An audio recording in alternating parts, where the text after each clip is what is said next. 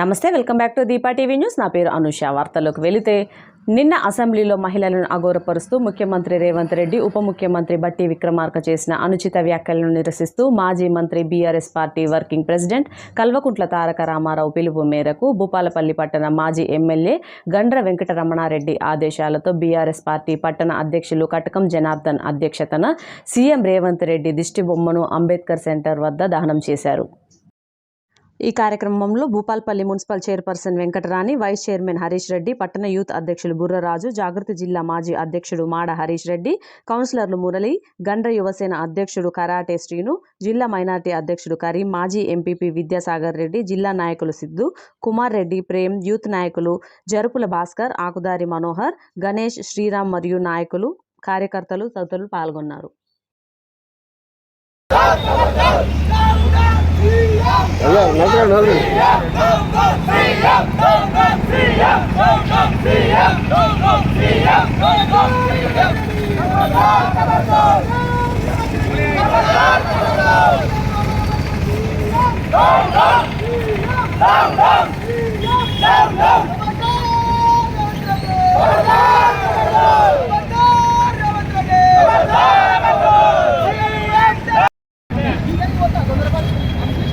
నిన్న అసెంబ్లీలో తెలంగాణ రాష్ట్ర ముఖ్యమంత్రి గౌరవ రేవంత్ రెడ్డి గారు, అదేవిధంగా మల్లు బట్టి విక్రమార్క గారు మరి మా బీఆర్ఎస్ పార్టీ ఎమ్మెల్యేలను, మహిళా ఎమ్మెల్యేలను కించపరిచేలా చేసినటువంటి వ్యాఖ్యలను బీఆర్ఎస్ పార్టీ పక్షాన తీవ్రంగా ఖండిస్తూ ఉన్నాం.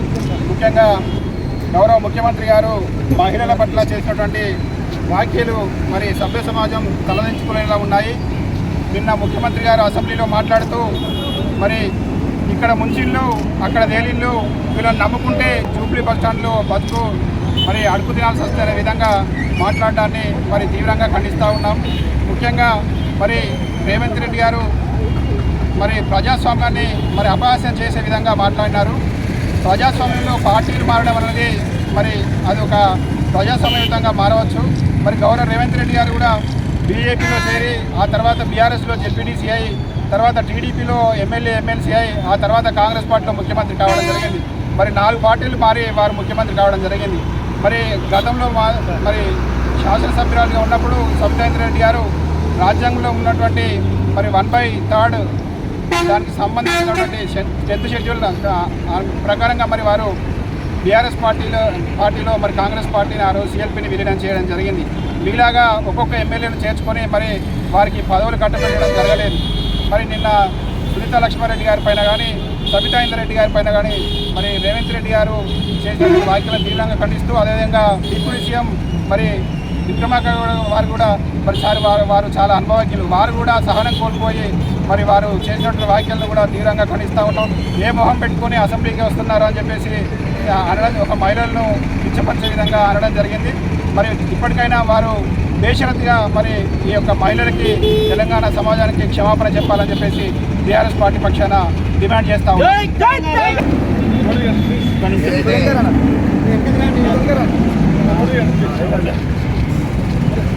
నిన్న అసెంబ్లీ సాక్షిగా సీఎం గారు కానీ, డిప్యూటీ సీఎం గారు కానీ మాట్లాడినటువంటి మాటల్ని మహిళలను ఉద్దేశించి మహిళా ఎమ్మెల్యేలైనటువంటి సునీతా లక్ష్మారెడ్డి గారిని, సబితా ఇంద్రారెడ్డి గారిని విమర్శించడం, అది ఒక రకంగా తెలంగాణ మహిళలని విమర్శించినట్టుగా మా పార్టీ భావిస్తూ ఉన్నది. దీనికి ముఖ్యంగా డిప్యూటీ సీఎం గారు కానీ, లేదా సీఎం రేవంత్ రెడ్డి గారు కానీ బేషరత్గా తెలంగాణ ప్రజలందరికీ, అలాగే ముఖ్యంగా తెలంగాణ మహిళలకి ఎవరైతే వారు అనుచితంగా మాట్లాడినటువంటి ఎమ్మెల్యేలకి తక్షణమే బేషరత్గా క్షమాపణ చెప్పి, ఏదైతే వారు తక్షణమే రాజీనామా చేయాలి.